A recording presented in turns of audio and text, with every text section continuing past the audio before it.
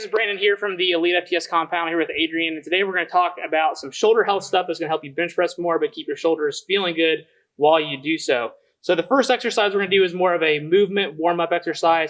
It's going to focus on keeping your shoulders feeling good, going through internal and external rotation, and we're actually even going to get some hip and upper body mobility out of it, not just at the shoulder but at the T-spine.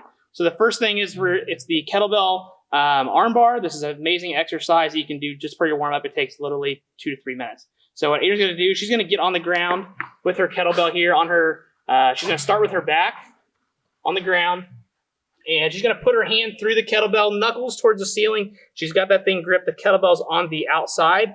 Then she's going to kind of start in a position with her foot kind of straight out in front of her. Her other foot's on the ground with her foot started there to start, and then her other upper arm is going to kind of come around the 2 o'clock range or so. So she's not at 3, but she's not completely overhead. That way she's got some space to roll here in a second. And so what she's going to do is she's going to bring her foot all the way off the ground here, basically in a 90-90 position.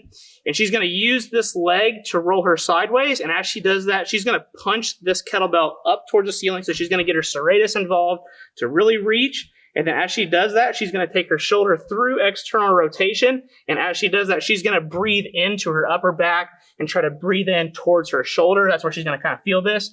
And then as she rolls back, she's going to come back into internal rotation, exhale, and she's going to feel her ribs come down. She's probably going to feel her hips feel a little more loose, her shoulder feel loose, and she's going to do a couple different rolls that way. So if the kettlebell's in your right hand, your right leg's up, you're going to roll towards your left. And go, Adrian. She's going to inhale, reach towards the ceiling. She's going to drive this hip down.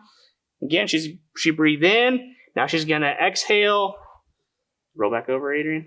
Exhale, and then return back to the start position. Go and do another one. So she's really reaching, rolling, driving this hip down, opening up that shoulder. You can feel back here. You can tell she's got a little bit of instability here. And then go back over.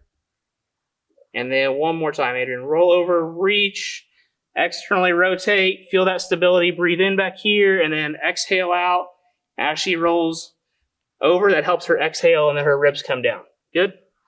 All right, so the next exercise we're going to do, this again would be more of your accessory work. You could certainly put it in as part of a warm-up if you really wanted to. We're going to do a half kneeling landmine overhead press, and we're also going to implement a reach with that, or we call an opposite reach. So we've got an Eric's pad here just for the comfort of her knees and movement sake. And then what we're going to do is we're going to bring the landmine up to her shoulder and to quickly start on the half kneeling position, because this gets botched probably more so than anything, because you got to have a good start. We want to keep all this stacked, rib cage, pelvis. We want the toe dug into the ground. We want the glute turned on just a little bit. And then you're going to hold the landmine out in front of you just a tad. Let's scoot forward just a little bit. Adrian, that's a little bit out in front of her, more than I would like. There we go. So basically where the end of that barbell is going to almost touch the front part of her shoulder. She's got her elbow underneath her wrist. And again, all this is stacked. So the first part of it, we're just going to start with the reach. So she's going to press straight out in front of her. The good thing about this exercise is that the scapula is going to come around the rib cage. We're going to get that serratus involved. Bench pressing does the opposite, usually squeezing all this. We don't get any kind of scapular rhythm whenever we bench press. So that's why it's a great accessory exercise. You can keep that shoulder health and then hopefully not have to deal with any issues up here when you're actually bench pressing. So now that she's got this here, now we're going to implement the reach. So the other arm's going to come here. When the bar comes down, she's going to take this arm and reach across her body back where the bar was. Go and come down, Adrian.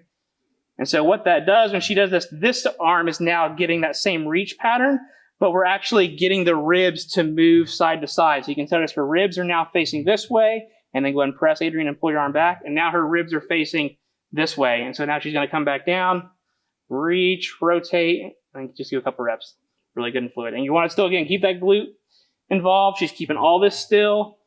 She should be feeling her serratus and her shoulders. Her arms working pretty well. And then, again, we got that good movement across the rib cage. Probably going to usually do anywhere between 8 to 12 reps aside, 2 to 3 sets in a training day. You can do it before you bench press or sometimes after or later in your accessory work. Doesn't really matter. It's really whatever works best for you.